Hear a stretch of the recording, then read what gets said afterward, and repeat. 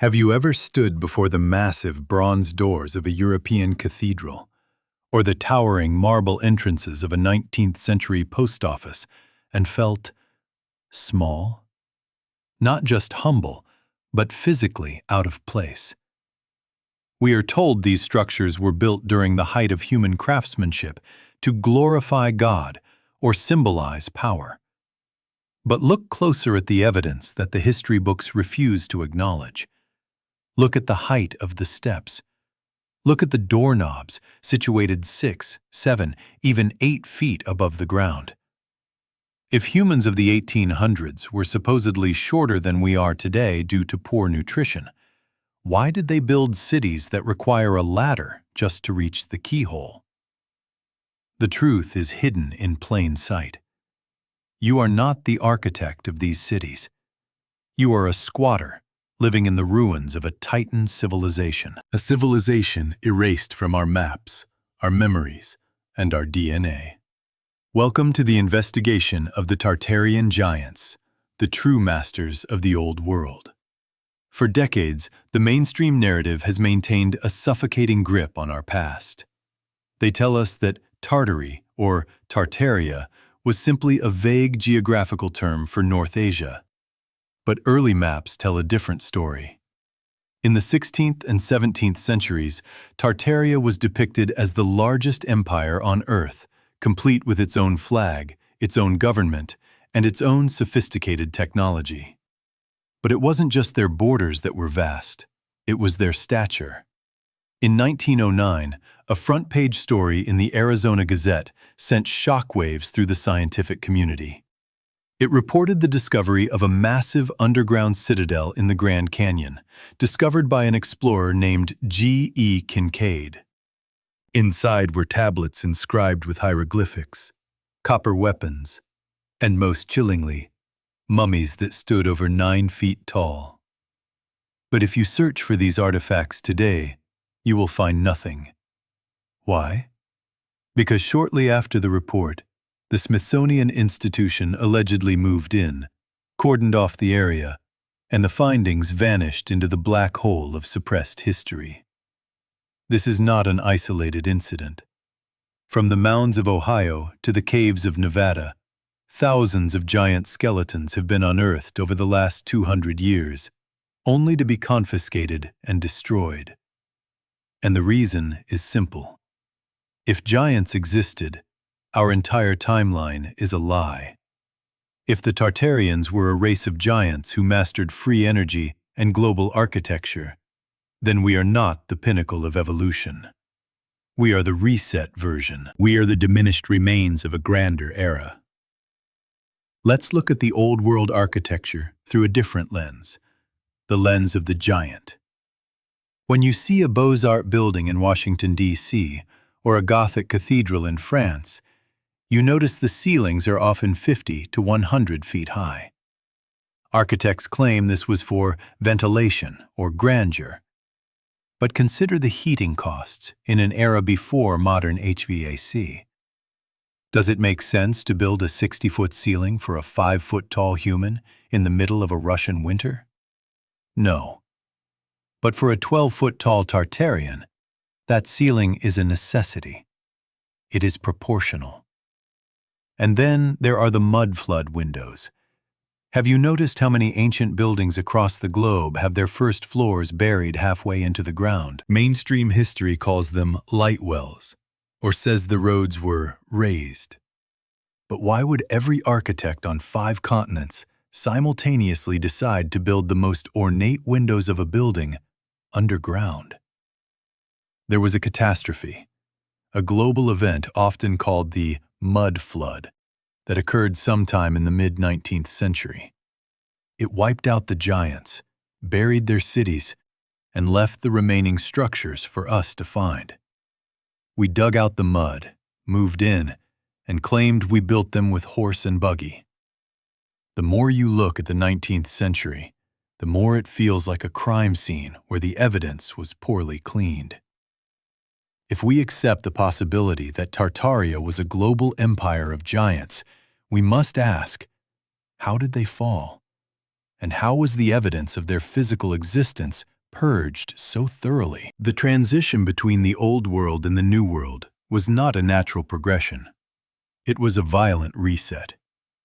Between 1850 and 1920, the world saw a series of great fires that leveled the downtown cores of nearly every major city: Chicago, Boston, Seattle, San Francisco, Moscow, and London. We are told these were accidents caused by lanterns and wooden buildings, but look at the photographs of the aftermath. Brick and stone buildings were pulverized into dust, while wooden fences nearby remained untouched. These fires were not accidents. They were urban renewal projects, designed to destroy the oversized infrastructure of the Tartarian giants. What they couldn't burn, they renovated. They lowered the ceilings, split grand halls into multiple floors, and replaced the magnificent atmospheric energy collectors, the spires and domes, with primitive coal and gas systems. But why the obsession with the Smithsonian Institution? Since its founding in 1846, the Smithsonian has been the ultimate gatekeeper of American history. According to thousands of local newspaper clippings from the 1800s, farmers and construction workers across the United States were constantly stumbling upon mounds filled with giant bones. A report from the July 13, 1897 edition of the Herald des Plains described a skeleton found in Minnesota that was nearly 11 feet tall, with a double row of teeth. In every single recorded instance, agents from a major Eastern museum, usually the Smithsonian, would arrive, take possession of the bones for study, and they would never be seen again.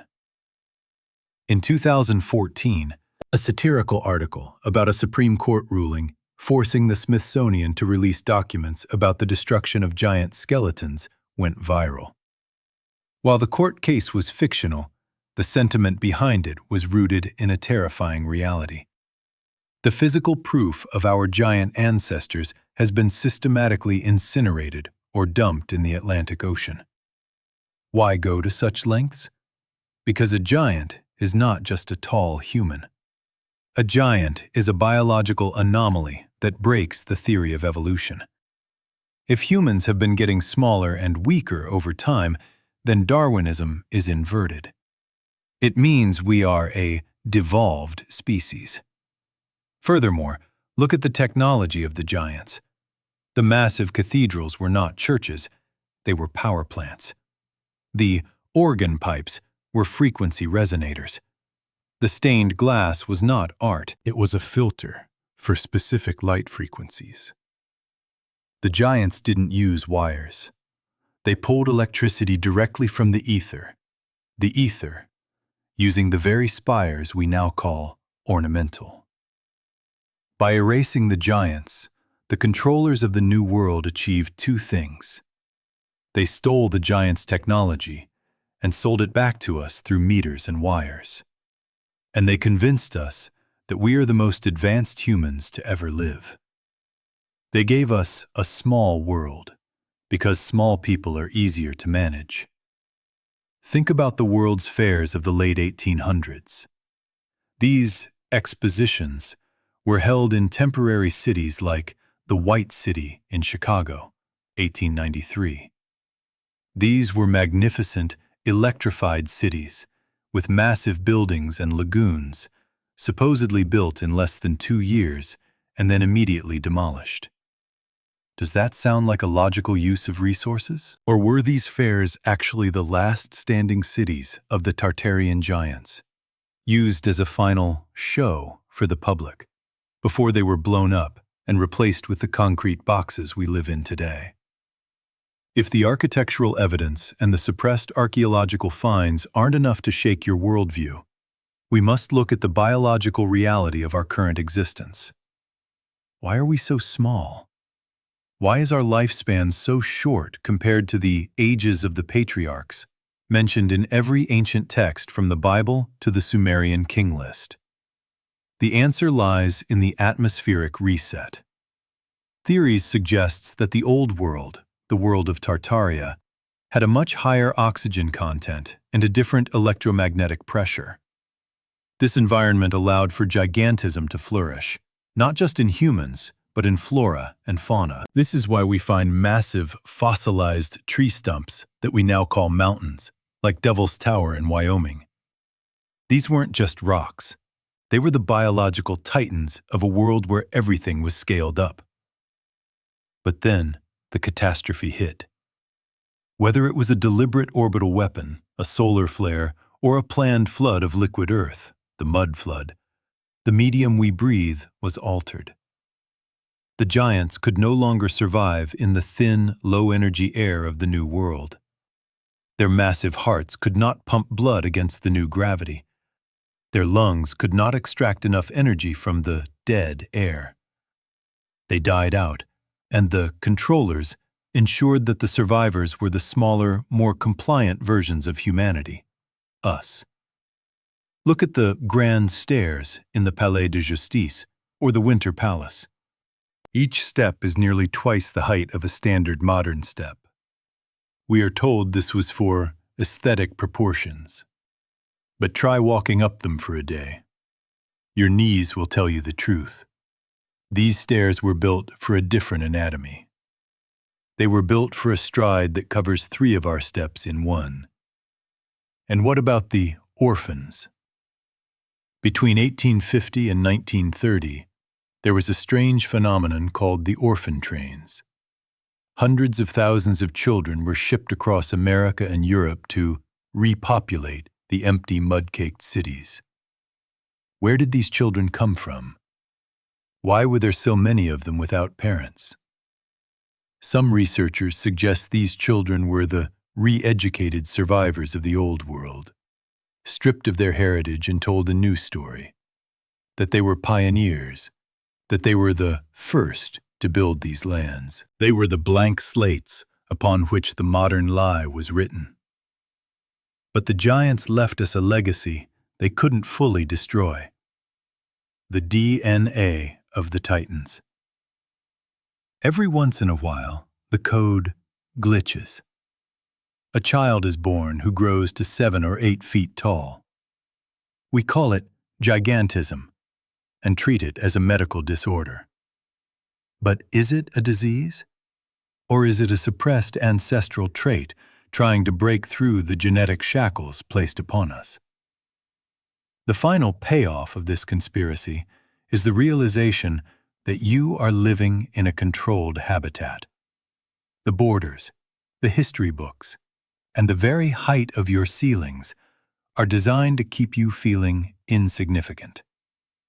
By claiming the Tartarians never existed, the elite have stolen your birthright. They have convinced you that you are a coincidental ape rather than the descendant of a civilization that could command the stars and build with the precision of a jeweler on a global scale. Next time you walk through an old world downtown, don't just look at the shops. Look up. Look at the gargoyles that were once frequency emitters. Look at the massive arched windows that have been bricked up to fit modern rooms. And most importantly, look at the doorways. They weren't building for the gods. They were building for themselves. And they were much, much bigger than you. They left their mark in the stone and the soil, waiting for a generation to look past the lies. History is not what you were taught. It is what they chose to leave behind. The truth is buried, but it is not dead. It breathes beneath the mud, waiting for you to dig it out. Will you continue to walk in their halls as a stranger? Or will you reclaim the legacy of the Titans? The choice is yours. But remember, the giants didn't vanish. They were erased. And what can be erased can be rediscovered. Thank you for joining this investigation into the hidden history of our world. If you've seen these buildings in your city, comment truth below. Don't forget to like and subscribe to unlock more chapters of the erased century. The Watchers are hiding the past, but they cannot hide the architecture. Look closer. Look higher. The giants were here, and they might still be watching us. In the next episode, we will reveal the secret of the ether, the wireless power that once fueled the world for free. Until then, keep questioning everything you see. Stay curious. Stay vigilant. The truth is coming. Goodbye for now.